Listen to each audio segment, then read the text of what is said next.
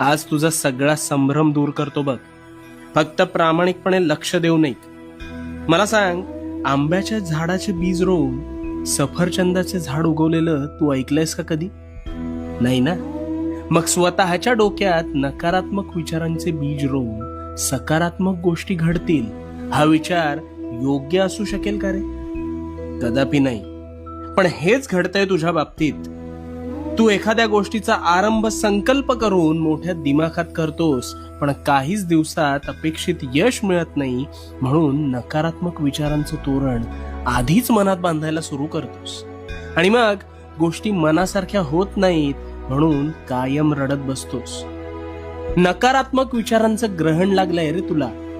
तुझ्या विचारांच्या संभ्रमात तुझ्यावर नकारात्मक विचार हळूहळू तुझ्या नकळत आरूढ